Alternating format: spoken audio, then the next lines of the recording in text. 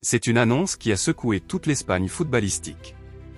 Dani Carvajal, capitaine du Real Madrid, vétéran de la Roja, champion d'Europe et figure historique du football espagnol, ne disputera pas la Coupe du Monde 2026. Oui, vous avez bien entendu. Le nom de Carvajal ne figure même pas dans la pré-liste élargie des 55 joueurs retenus par Luis de la Fuente. Une décision brutale, inattendue pour certains, logique pour d'autres, mais surtout symbolique d'un énorme changement de génération du côté de la sélection espagnole. Footmercato.net +2.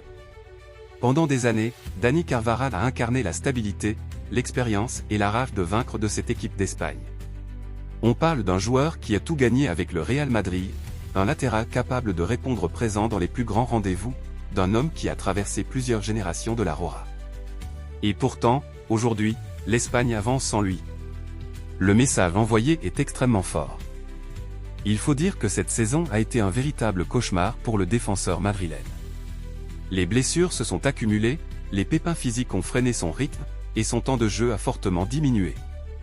Plusieurs médias espagnols expliquent que Luis de la Fuente a considéré que Carvajal n'offrait plus suffisamment de garanties physiques pour une compétition aussi intense qu'une Coupe du Monde. SoFoot.com +2. Et ce qui rend cette décision encore plus marquante, c'est le timing. Carvajal revenait justement progressivement de blessure. Certains pensaient qu'il pourrait revenir au bon moment, retrouver sa place grâce à son expérience et son leadership. D'ailleurs, plusieurs rapports en Espagne évoquaient des tests physiques positifs ces dernières semaines et un retour proche avec le Real Madrid. 90minutes.com +1. Mais visiblement, cela n'a pas suffi. Luis de la Fuente a choisi de tourner la page. Une page immense. Parce qu'on parle quand même d'un joueur qui compte plus de 50 sélections avec l'Espagne, d'un champion d'Europe, d'un joueur décisif dans plusieurs campagnes internationales. Carvajal, ce n'était pas seulement un titulaire. C'était une voix forte du vestiaire. Un leader naturel. Un joueur respecté par toute une génération. Coa.net +2. Et forcément, cette décision provoque énormément de réactions en Espagne. Certains estiment que le sélectionneur a raison d'anticiper l'avenir et de miser sur une nouvelle génération plus fraîche physiquement. D'autres pensent au contraire qu'écarter un joueur aussi expérimenté avant une Coupe du Monde est une erreur énorme. Parce que dans ce genre de compétition, l'expérience compte énormément. Surtout dans les moments de pression. Même au Real Madrid, la surprise semble réelle. Álvaro Arbeloa, interrogé après cette annonce, a reconnu que c'était dommage de voir un joueur du calibre de Carvajal absent du mondial. Il a rappelé tout ce que le latéral avait accompli dans sa carrière et le respect qu'il mérite. El Botola. Mais derrière cette absence, il y a surtout une autre réalité, l'Espagne est en train de changer de visage. La Roja version 2026 n'a plus grand-chose à voir avec celle des dernières années. Aujourd'hui, les nouveaux patrons s'appellent Lamine Yamal, Nico Williams, Pedri, Gavi, Cubarsí ou encore Huijsen. Le projet espagnol mise désormais sur la jeunesse, la vitesse et l'intensité. Et dans ce nouveau cycle, certains cadres historiques commencent naturellement à disparaître. Carvajal n'est d'ailleurs pas le seul gros non touché. Plusieurs cadres espagnols sont fragilisés physiquement ou voient leur rôle diminuer. Mais dans le cas de Dani Carvajal, le symbole est beaucoup plus fort parce qu'il représentait encore récemment un titulaire indiscutable. Il y a quelques mois à peine, il faisait encore partie des références du football européen. Ce qui est fascinant dans cette histoire, c'est la brutalité du football moderne. Un joueur peut être au sommet pendant des années, accumuler les trophées, devenir une légende dans son club, puis se retrouver écarté du jour au lendemain parce que le football avance vite. Très vite. Et honnêtement, il y a quelque chose de presque cruel dans cette situation. Parce que Carvajal a souvent répondu présent dans les grands moments. Beaucoup se souviennent de son Euro 2024 exceptionnel avec l'Espagne. Beaucoup se rappellent aussi de son importance au Real Madrid dans les campagnes de Ligue des Champions.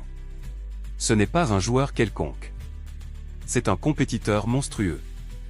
Mais le problème, encore une fois, c'est le physique.